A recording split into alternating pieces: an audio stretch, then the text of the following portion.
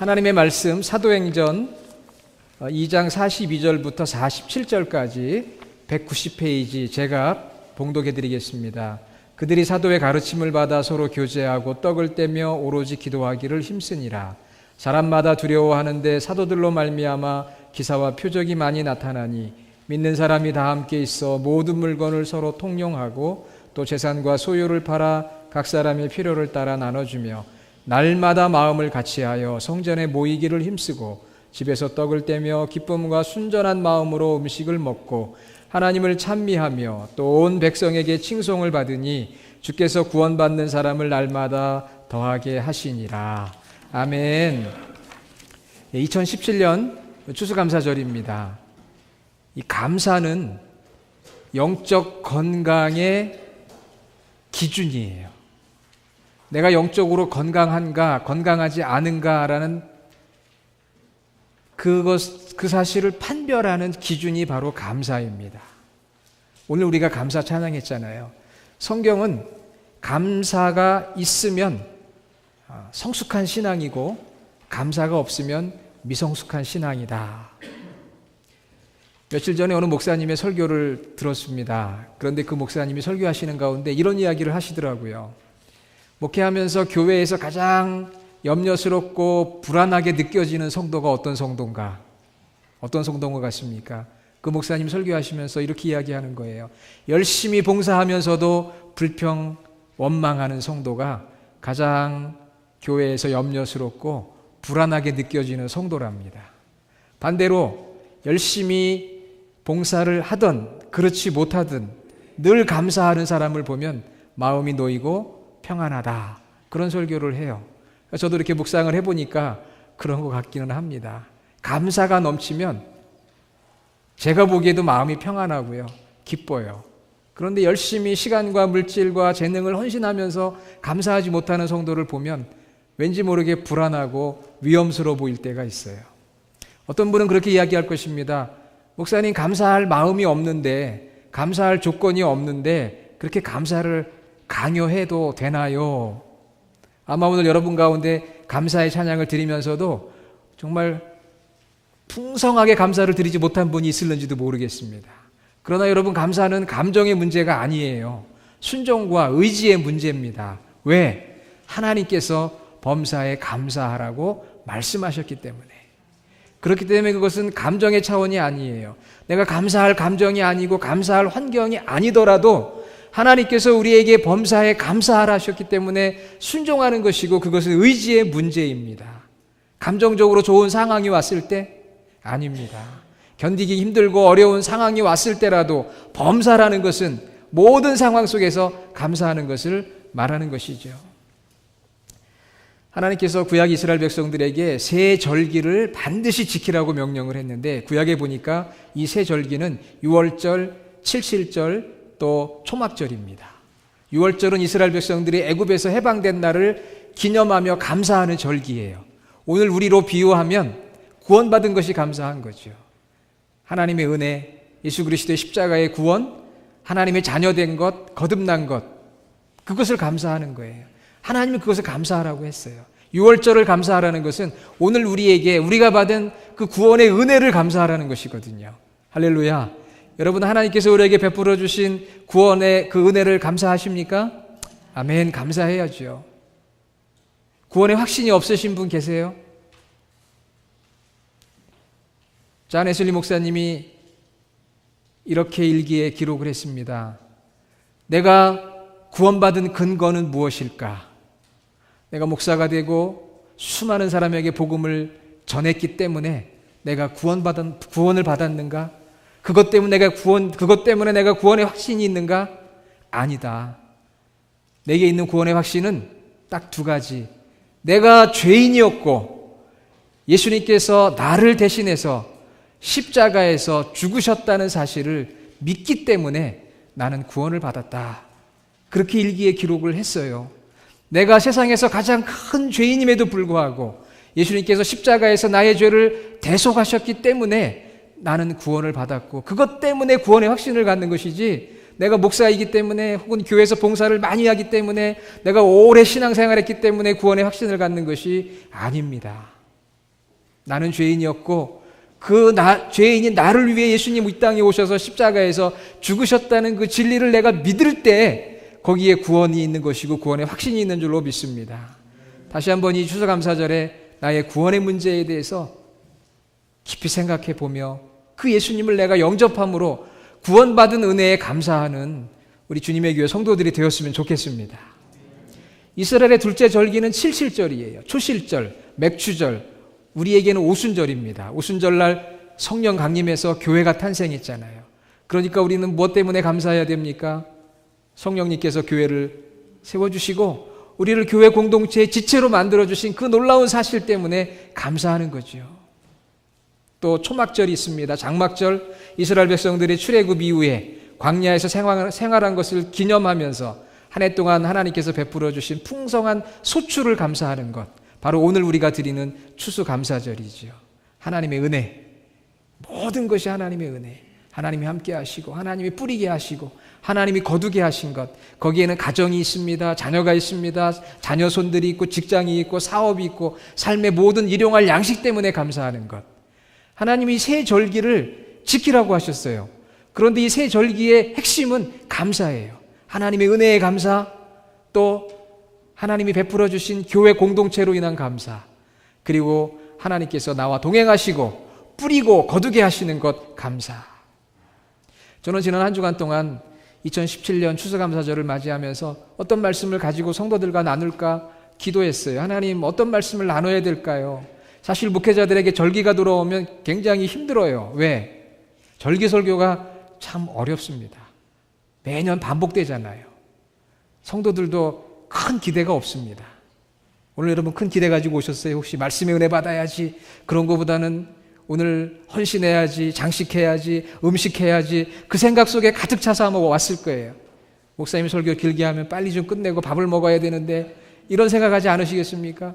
그러니까 절기 설교하기가 얼마나 힘든지 몰라요, 목회자들에게는. 그래서 기도했어요. 하나님, 이번 2017년 추수감사에는 어떤 설교를 해야 됩니까? 그런데 하나님께서 제 마음에 감동을 주시는 것은 교회로 인한 감사를 나누어라. 바로 77절, 오순절에 대한 감사죠. 교회에 대한 감사. 그래서 제가 오늘 설교 제목을 교회 사랑, 교회 감사로 정해 보았어요. 여기서 말하는 교회란 예배당이나 건물을 말하는 것이 아니고 바로 이 교회 공동체, 커뮤니티, 우리 교회 공동체를 말하는 거예요. 교회는 예수님의 몸이고 하나님을 예배하는 공동체예요. 하나님의 말씀이 선포되고 말씀을 가르치고 배우는 공동체입니다. 주님이 가르쳐 주셨던 희생의 사랑과 섬김을 나누는 곳이고 하나님의 영광이 드러나고 하나님의 충만한 복이 있고 이웃을 향해 복음을 전하는 것이 바로 교회 아닙니까? 교회는 바로 천국의 브랜치예요. 천국의 지점입니다. 그래서 우리는 주님을 사랑하면 주님의 몸된 교회 공동체를 사랑하지 않을 수 없는 거예요. 사랑하게 됩니다. 여러분, 지난 2000년 동안 가장 귀한 공동체는 바로 교회입니다. 우리 이민 생활하면서 벤츄라 카운티에서 한국 사람 만나기 참 어려워요.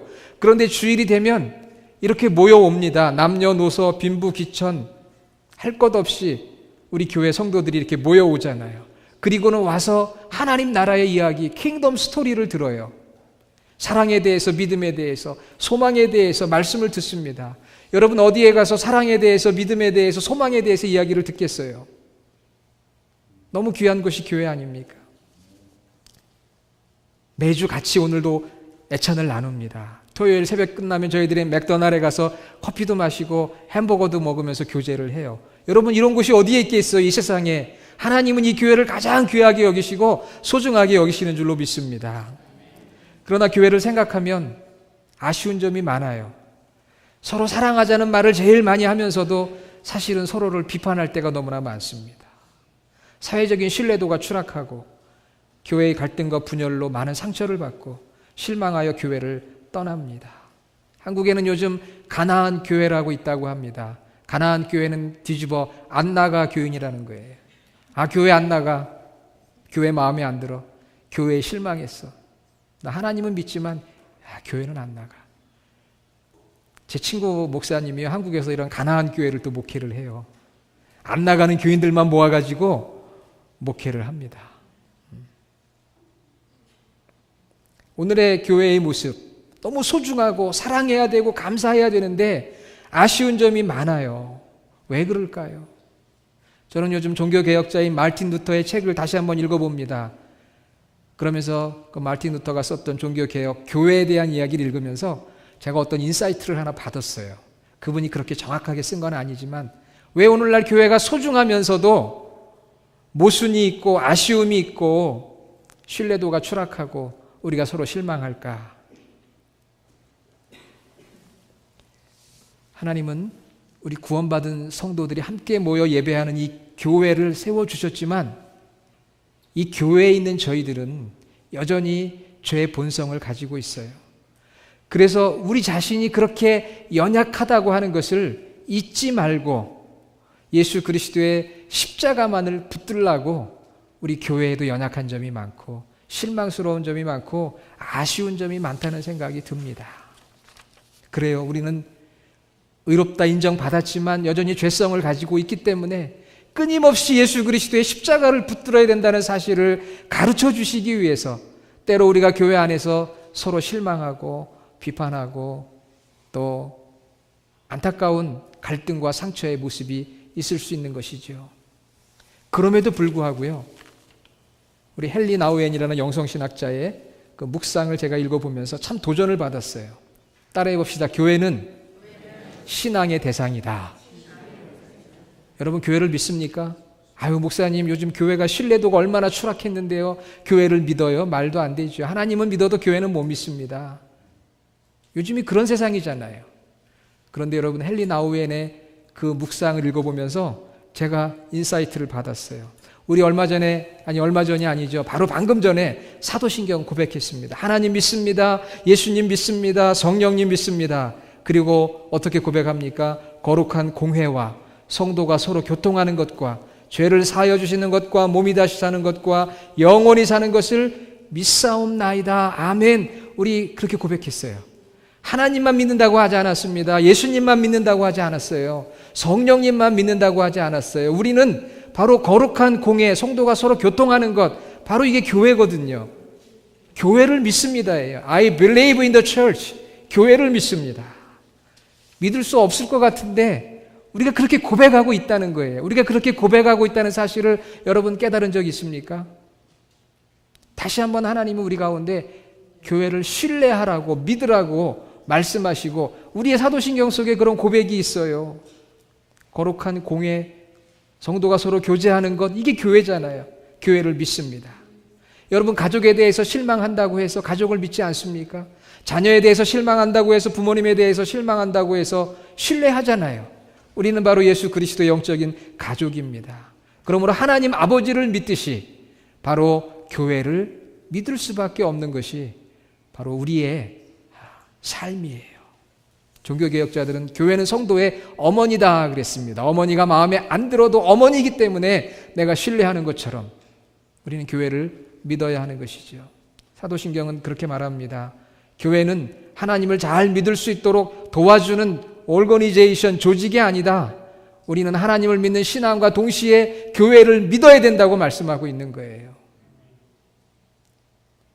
하나님을 믿는 신앙과 교회를 믿는 신앙을 떼어놓고 생각하면 온전한 성도가 될 수 없다는 것이죠.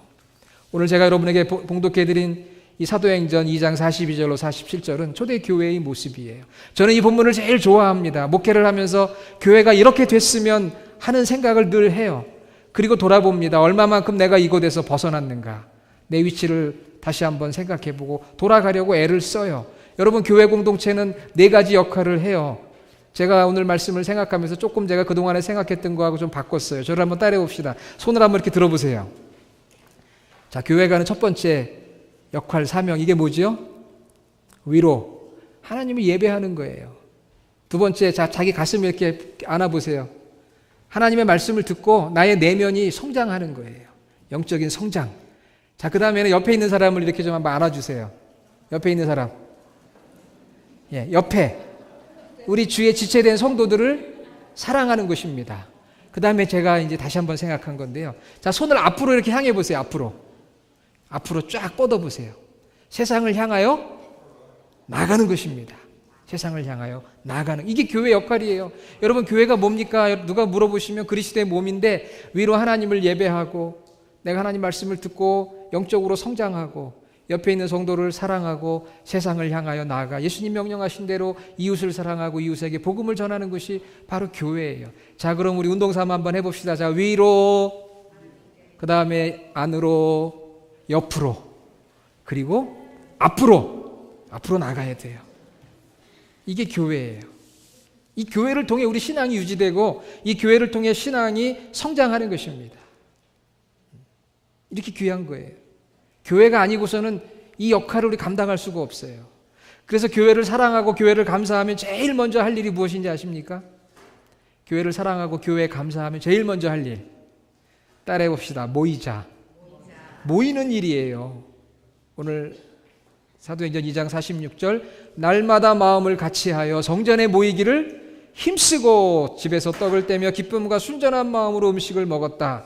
모이는 일, 이게 기본입니다. 물론 모이는 곳으로 끝나서는 안 돼요. 교회는 모인 다음에 흩어져야 합니다. 모이는 교회, 흩어지는 교회, gathering, scattering, calling, sending. 모인 다음에는 다시 보내져야 되고 모인 다음에는 다시 흩어져야 되는 게 교회의 사명인데, 그러나 중요한 것은 모이는 것부터 시작이 되는 거예요. 저희가 모여야 위로 하나님을 예배하고 말씀을 받아서 내가 내적으로 성장하고 옆에 있는 사람을 사랑할래도 모여야 되는 것입니다.